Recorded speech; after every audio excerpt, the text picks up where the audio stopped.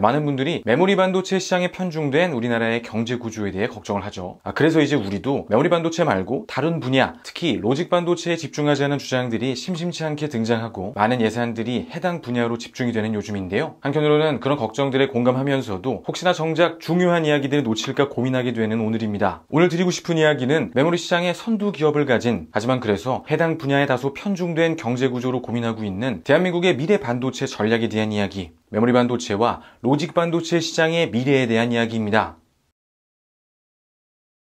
현세대 컴퓨터 시스템 구조를 설명하는 단어. 오늘 이야기와 관련해서 집중해볼 부분은 폰 노이만 구조가 가진 한계점들인데요. 우선 이 계층 간의 속도 차이로 인해 발생하는 병목 현상이 있고, 이보다 더 큰 문제는 계층으로 구성된 구조들을 따라 수없이 해당 경로를 반복해야 하는 데이터들이 이 병목 현상을 수없이 겪어야 한다는 것이죠. 이런 이유로 제조사들은 우선적으로 이 병목 현상을 줄이는 데에 온 힘을 집중하고 있습니다. 특히 최근 흐름은 더 많은 CPU와 또 새롭게 등장하고 있는 가속기들을 연결해 이 규모를 효율적으로 확장시키는 데에 각사의 경쟁력을 가르는 포인트가 있기 때문에 누가 최대한 이 병목 현상을 줄일 수 있느냐 하는 부분이 굉장히 중요해졌죠. 인텔의 퀵패스나 엔비디아의 NV링크, AMD의 인피니티 패브릭과 같은 이 인터커넥트 기술들, 이전 에피소드를 통해 함께 정리해본 내용들이 되겠습니다. 그리고 연결 기술의 발전과 함께 동시에 진행되고 있는 것이 구조에 대한 효율화인데요. 스마트폰의 AP는 아주 좋은 예가 되죠. CPU와 GPU를 아예 하나의 칩으로 묶어 병목 현상을 최소화하고 전력 효율과 성능을 극대화하는 것. 이런 SoC 구조로의 전환 트렌드는 스마트폰과 태블릿을 넘어 노트북, PC 시장으로 퍼지고 있습니다. 하지만 여전히 근원적인 부분은 해결되지 않았죠. 이제 CPU와 GPU를 하나로 묶어 연결해서 발생하는 병목 현상을 최소화할 수 있게 되었지만 이 폰 노이만 구조에서 기인하는 가장 근원적인 문제는 이 연결을 넘어 계층 간에 발생하는 병목 현상이 되겠습니다. CPU와 이 CPU의 데이터를 전달하는 메모리 계층 간의 대역폭과 속도 차이로 인해 발생하는 병목 현상들인데, 이 문제를 어떻게 해결할 수 있을까요?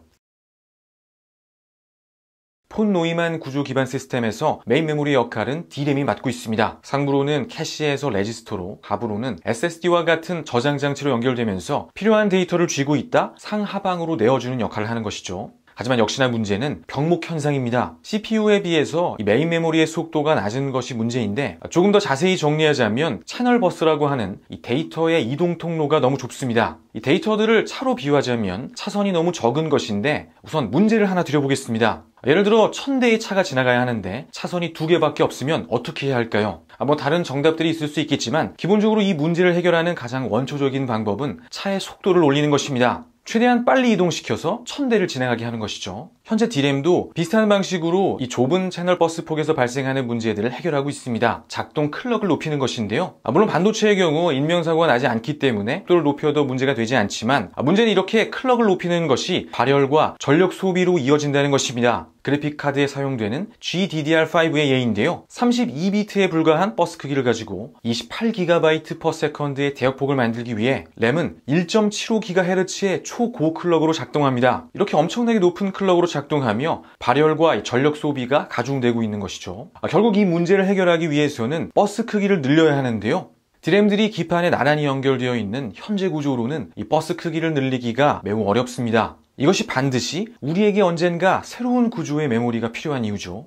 여기서 등장하게 되는 단어가 HBM입니다. 과거 엔비디아에 비해 다소 부족했던 아키텍처 성능을 만회하기 위해 AMD가 베가 그래픽카드에 장착하면서 많은 사람들에게 알려진 새로운 구조의 메모리죠. 우리가 고민하고 있는 D램의 대역폭 문제에 대한 해결 책임을 스스로 그 이름을 통해 이야기하고 있는 듯합니다. 이 구조적 변화 속에 곧바로 이 HBM의 진가에 대해 벌써 파악하신 분들이 계실지 모르겠는데요. 우선은 훨씬 더 높은 집적도를 달성할 수 있습니다. 더 많은 용량을 구현하기 위해 더 많은 공간을 차지해야 했던 기성의 방법과 달리 위로 쌓아 올리게 되면서 일정 공간 안에 이전보다 더 많은 용량을 구현할 수 있는 것이죠. 그리고 이보다 더 강력한 HBM의 장점, 오늘 이야기와 관련한 핵심이 바로 대역폭인데요. 다음 장에서 조금 더 자세하게 이야기 나누겠지만 엄청난 대역폭으로 이 D램 다이와 베이스 다이를 수직으로 묶어내는 것이 바로 HBM의 핵심입니다. 대역폭이 늘어나게 되면 어떤 변화가 찾아오는지 실예를 통해 살펴보면 좋을 것 같은데요. 바로 여기에 있는 엔비디아 타이탄 V가 HBM을 장착했던 모델입니다. 다른 모델들과 어떤 차이점이 있는지 보이시나요? 앞서 기성 D램이 갖고 있는 문제를 자동차와 교통에 비유해 설명했죠. 차선이 너무 적기 때문에 차에 속도를 올려서 교통량을 처리했다, 이런 이야기들. 그래서 결국 반도체에서 속도를 올린다는 것은 더 많은 발열과 더 많은 전력 소비를 낳는다. 그래서 새로운 형태의 메모리가 필요하다는 이야기를 했었습니다. 조금 더 단순화시킨 표를 준비해 보았는데요. 그래서 HBM 메모리를 적용하면 어떤 변화가 있는지 그 결론들을 바로 찾으셨나요? 바로 여기에 있죠. HBM을 통해 이제 차선이 넓어졌기 때문에 반대로 발열과 전력 소모를 가중시키던 속도를 감소시킬 수 있어서 성능을 향상시키면서 더 적은 전력을 소비하는 램을 만들 수 있게 되는 것인데요. 타이탄 V도 마찬가지죠. 다른 모델들에 비해 훨씬 더 강력한 성능을 내는 타이탄 V 쪽의 전압이 오히려 다른 모델들에 비해 낮습니다. 구조적 한계를 해결하고 더 적은 발열, 더 적은 전력 소모, 그리고 반대로 더 강력한 성능을 구현하는 차세대 D램.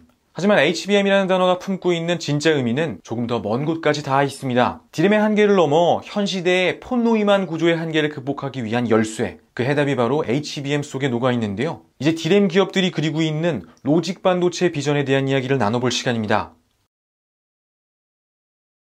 그동안은 연결 기술이나 대역폭에 대해 이야기를 나누고 있었지만 실제 폰노이만 구조가 가지고 있는 가장 근원적인 문제는 계층으로 이루어지는 이 구조 자체에서 기인하는 것이죠. 데이터는 레지스터에서 D램, SSD로 이어지는 하부 계층을 수없이 거쳐야 하고 이렇게 데이터가 운반되고 처리되는 과정 자체가 매우 길고 복잡하다는 것. 이것이 폰노이만 구조 속에서 발전해온 현 세대의 컴퓨터 시스템이 가진 한계입니다. 이러한 문제는 더 많은 데이터를 처리해야 하고 더 복잡한 연산이 필요한 AI, 머신러닝, HPC 등 미래 IT 시장을 이끌어갈 변화 속에서 더욱더 가중되겠죠. 따라서 미래 IT 시장 성장을 이끌 IDC 기업들, 데이터 센터 시장을 예로 들면 페이스북이나 아마존, 마이크로소프트와 같은 기업들은 이러한 문제들을 해결할 확실한 해결책이 필요한 상황이죠. 이 지점에서 다시 HBM의 구조에 대한 이야기로 잠시 돌아가 보면 좋을 것 같은데요. 이야기 나눈 것처럼 HBM은 버스의 크기 자체가 기성 D램들보다 훨씬 크기 때문에 클럭을 줄여도 훨씬 더 큰 대역폭을 제공할 수 있습니다. 그러면서도 더 적은 전력을 소비하죠. 하지만 혹자가 HBM을 두고 게임 체인저라고 부르곤 하는 또 다른 이유들이 있습니다. 기술적인 관점에서 HBM을 완성시키는 핵심은 패키징 기술이죠. 바로 이 부분, 칩간을 고대역폭으로 연결시키는 TSV라는 기술. 이전 에피소드를 통해 몇 번 정리한 바 있는데요. 기성의 연결 방식과는 다르게 TSV는 미세한 관통 전극들을 통해 각각의 칩을 수많은 접점으로 직접 연결해냅니다. 압도적인 버스 크기가 이와 같은 연결 방식 변화를 통해 만들어지는 것이죠. 그리고 이 TSV는 이 메인 메모리에 더 많은 기능들을 부여할 수 있습니다. 만약 CPU 코어를 TSV로 연결시키고 CPU가 처리하던 일들 중 일부를 이 메모리가 처리할 수 있게 만들면 어떻게 될까요? 복잡하지는 않지만 수없이 반복해야 하는 업무들을 특정해 D램 근처에서 처리하게 만들면 연산의 부하를 줄이고 성능을 극대화할 수 있습니다. 바로 이것이 최근 본격적으로 시장에 다시 등장하고 있는 PIM의 개념입니다. 폰노이만 구조가 가진 여러 가지 태생적 한계 속에 HBM을 통해 메모리가 가진 대역폭 문제에 대응하고 HBM PIM은 일부 과정을 이 메모리 단에서 직접 처리하면서 이 폰노이만 구조가 가진 이 계층 문제에 대해 대응하게 되는 것이죠. 그리고 더 중요한 점, D램 기업들은 이제 그들이 서 있는 자리에서 그들의 역량을 고스란히 가지고 로직 반도체 영역으로 접근할 수 있게 된다는 것인데요. 로직 반도체 시장을 두고 많은 고민을 하고 있는 우리에게 인텔이나 엔비디아 같은 이미 시장에 분명한 승자들이 있는 시장에 똑같은 방식으로 대응하는 방법 말고도 이 로직 반도체 시장을 공략해 나갈 수 있는 방법이 있다는 것. 아직은 아주 소수지만 저를 비롯한 몇몇의 사람들이 메모리 반도체 기업인 이 SK하이닉스나 삼성전자를 두고 로직 반도체 비전을 그릴 수 있는 이유.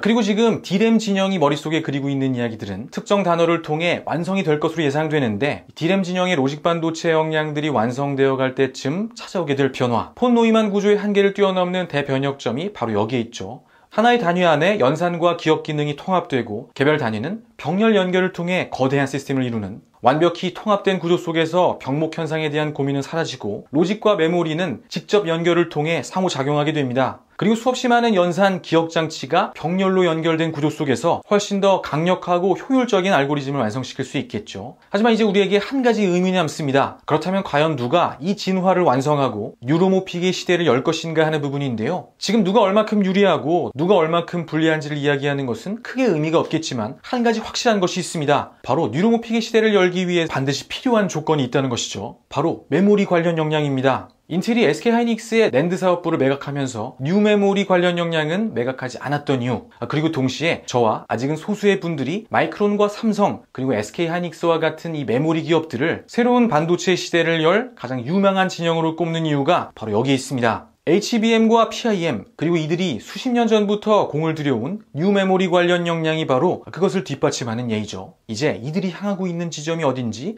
명확히 들어오시나요? 누군가는 얼마 전 공개한 PIM 메모리를 두고 당장 쓸데도 없는 물건을 만들어 무엇하냐 이런 식으로 이야기하지만 이 PIM이라는 단어는 특히 대한민국의 반도체 미래를 걱정하시는 분들께는 정말 중요한 단어라고 생각합니다. 우리 기업들이 아마 그리 멀지 않은 미래에 반도체 시장에 찾아올 대변혁을 차근차근 준비하고 있음을 증명하고 있는 단어이기 때문이죠. 폰노이만 시대를 끝내고 새로운 반도체 시대를 열 그 시간들을 위한 준비가 지금 메모리 강국 대한민국에서 차근차근 진행되고 있습니다. 최근 들어 점점 더 많은 이들이 로직 반도체 시장 공략을 부르짖고 계속해 많은 예산과 투자들이 이미 아주 확고한 승자들이 있는 시장으로 향하고 있는 듯한 요즘인데요. 뜻대로 되지 않았을 경우에도 꽤나 유리한 위치에서 우리가 가진 것들을 가지고 시작할 수 있는 정말 해볼 만한 싸움이 기다리고 있다는 것, 오늘 에피소드를 통해 드리고 싶은 이야기입니다. 그리고 가능하다면 이길 수 있는, 또 반드시 이겨야 하는 오늘 이야기와 관련된 분야들의 사회의 관심과 지원들이 이어지면 더욱더 좋겠죠. 오늘 시간 반도체 강국을 만들어가고 계신 현업자들, 그리고 그 현업자들을 응원하고 계신 가젯서울의 시청자분들께 감사의 말씀 올리며 오늘 시간 마치도록 하겠습니다. 행복한 밤 보내십시오. 오늘도 함께 해주셔서 감사합니다.